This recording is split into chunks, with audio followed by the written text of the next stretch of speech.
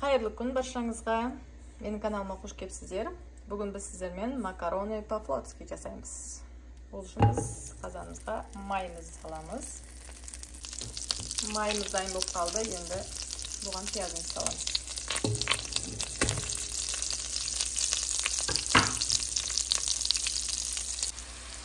Менде пиязым қуырылып жатыр. Мына жақта ең керек заттарымыз. Томаттың орнына мен икра қосам. Фарш, сәбіз и картошка қоса салдым.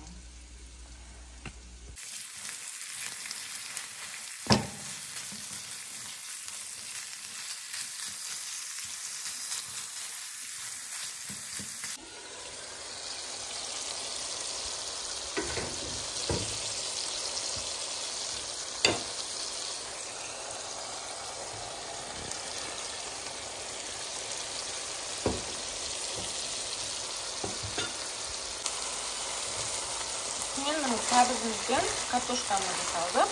Бұларды жақсылап араластырып қуырып аламыз.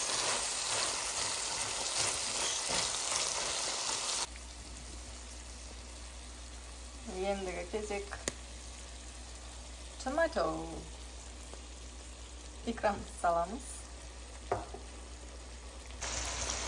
Міне барлық қуырылып болды. Макаронымызды саламыз.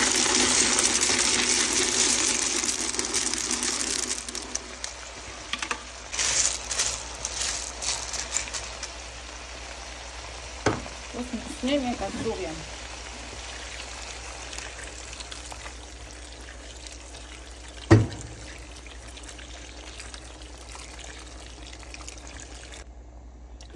Осылай суын қойып алдым. Енді крышкасын жауып қоям.